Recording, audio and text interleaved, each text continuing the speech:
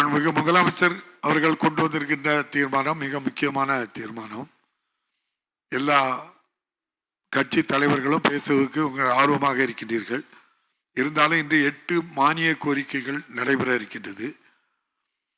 ஆகவே அதையும் மனதில் வைத்து பேச வருகின்றவர்கள் இதன் மீது சுருக்கமாக ஒரு 2 நிமிடங்கள் பேச வேண்டும் என்று கேட்டுக்கொள்கின்றேன்.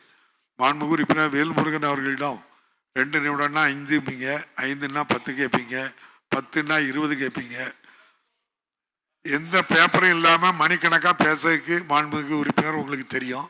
இந்த அவையில் நிறைய பேசுறீங்க. தயவுசெய்து 2 நிமிடங்களில் பேசி நீங்கள் ஆரம்பித்து தர வேண்டும் என்று அன்போடு கேட்டுக்கொள்கின்றேன்.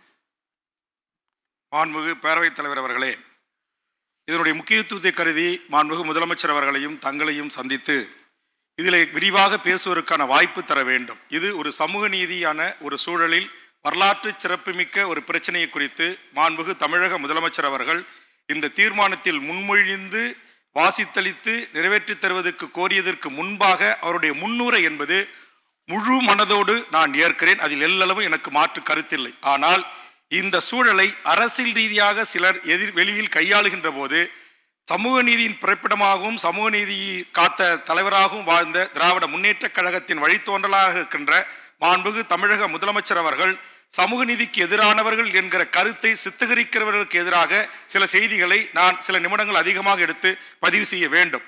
குறிப்பாக இந்த இடஒதுக்கீட்டு பிரச்சனை வந்த காலத்தில் அதிமுக ஆட்சியின் போது போராட்டம் நடந்தது, துப்பாக்கி சூடு நடந்தது, 1.5 லட்சம் வழக்குகள் சுமந்தோம்.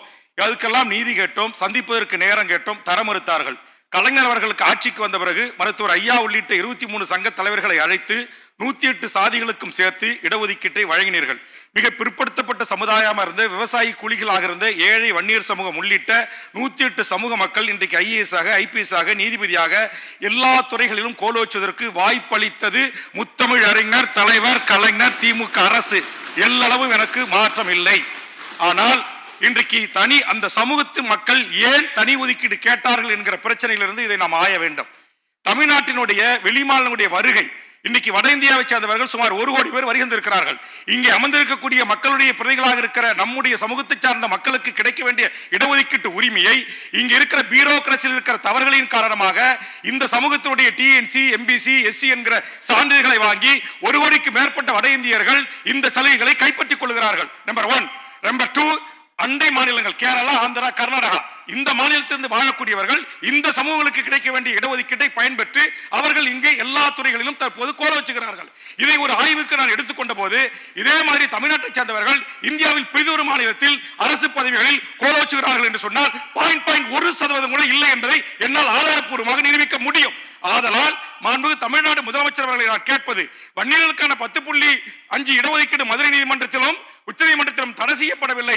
அது என்ன சொல்லியிருக்கிறார்கள் என்றால், வன்னியர்கள் அதிகமாக வாழ்கிறோம், எங்களுக்கு TNPC உள்ளிட்ட உயர் பதவிகளில் இடம் கிடைக்கவில்லை எண்ணிக்கைக்கு ஏற்றவாறு என்கிற அந்த குறையை தீர்ப்பதற்கு அதிமுக அரசு தேர்தலுக்காக அவசர காலத்தில் 4:30க்கு தேர்தல் ஆணையம் பொறுப்படுத்திக் கொண்டு அறிவிப்பதற்கு முன்பாக அவசரமாக நிறைவேற்றப்பட்ட அந்த சட்டம் இன்றைக்கு ஏற்புடையதல்ல. எந்த தரவுகளின் அடிப்படையில் இதை நீங்கள் தந்தீர்கள் என்று கேட்டிருக்கிறார்கள். அப்ப தரவுகள் தர வேண்டும் என்று சொன்னால் மாநில அரசு, நீங்கள் மத்திய அரசுடைய 32 விதி 1942 சென்சஸ் சட்டம் அத்தனையும் நான் அறிவேன். இதை குறித்து 5 உயர்நீதிமன்றத்துடைய நீதிபதிகளை கொண்டு 1 மாத காலம் டெல்லியிலே தங்கி நானும் அதிலே வழக்காளராக சேர்த்துக் கொண்டு மிக விவரமாக இதை விவரித்து கையில் வைத்திருக்கிறேன். தரவுகள் கேட்கிறது உச்ச நீதிமன்றம். தரவுகளை கொடுத்தால் கண்டிப்பாக நாங்கள் தருகிறோம் என்கிற அடிப்படையில் தான் நீதிமன்றத்துடைய தீர்ப்புகள் அமைந்திருக்கிறது. பாரா 68, 73. நான் இங்கு மாண்புமிகு முதலமைச்சர் அவர்கள் வேண்டுவது, நீங்கள் அந்த தரவுகளை எடுப்பதற்கு நீங்க சாதிவாரி கணக்கெடுப்பு கூட தமிழ்நாட்டில் எடுக்க வேண்டாம். இந்த தீர்மானத்தில் ஒரு திருத்தத்தை செய்யுங்கள். ஒன்றிய அரசு நீட்டுக்கு நாம் தீர்மானம் நிறைவேற்றணும், ஏத்துக்கல. ஏழைவர் விடுதலைக்கு தீர்மானம் நிறைவேற்ற ஏத்துக்கல. கச்சத்தீவுக்கு தீர்மானம் நிறைவேற்ற ஏத்துக்கல. இன்றைக்கு தமிழ்நாட்டுடைய காவேரி உரிமை, முல்லைப்பெரியாறு, பாலாட்சி சிக்கல் எல்லா பிரச்சனைகளும் இரு அரசுகளுமே பல்வேறு தீர்மானங்களை நாம் இயற்றி ஒன்றிய அரசுக்கு அனுப்பி வைத்திருக்கிறோம். ஒன்றியத்தில் ஆண்டு கொண்டிருக்கிற அரசுகள் அத்தனை தீர்மானங்களையும் தமிழர் உரிமை, தமிழ்நாட்டின் உரிமை, சமூக நீதி போன்ற கோட்பாட்டு விடயங்களிலே நேர் எதிராக இருக்கிற காரணத்தினால் அவர்களுடைய இந்த தீர்மானத்தை நாம் மதிக்கப் போவதில்லை. தளபதி உங்கள் காலத்தில் முத்தமிழர் கலைஞர் அவர்களுக்கு கிடைத்த அந்த சமூக நீதி காக்கின்ற பொறுப்பு கிடைக்காமல் தவறிவிடுவதற்கான வாய்ப்பு இருக்கிறது. அதனால் தளபதி அரசும் தொடர்ந்து தலைவர் கலைஞர் வழியில் சமூக நீதியை மீட்டுக் கொடுத்தது.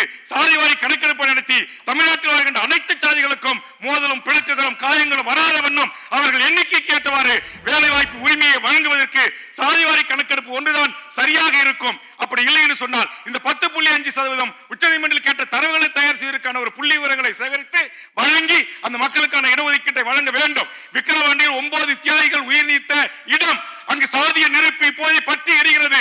அதனால் திமுக மந்திரிகளோ நானோ வாக்கு கேட்கின்ற போது போன தேர்தலில் தளபதி அவர்கள் கொடுத்த வாக்குறுதி, அதற்கு பிறகு கொடுத்த வாக்குறுதி சட்டமன்றத்தில் 10.5% நான் காத்து தருவேன் என்று நீங்கள் கொடுத்த வாக்குறுதி, இது எல்லாம் இன்றைக்கு தேர்தல் காலத்தில் பேசும் பொருளாக அரசியல் எதிரிகளால் மாற்றப்பட்டுக் கொண்டிருக்கிறது என்பதை ஒரு தாழ்மையான உங்கள் கவனத்திற்கு நான் கொண்டு வருகிறேன்.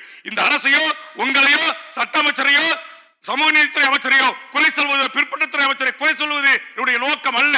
இதில் இருக்கிற பிரச்சனைகளை பாருங்கள். தமிழ்நாட்டில் என்னதான் நாம் தமிழராய் உரணியில் திரள்வதற்கு கூப்பாடு போட்டாலும் சாத்தியம் இல்லை. ஆனால் அதே நேரத்தில் சாதிய ரீதியான விஷயங்களில் தொட்டுவிட்டால் அது சமூக நிலையத்திலே ஒரு பதட்டத்தை உருவாக்கும்.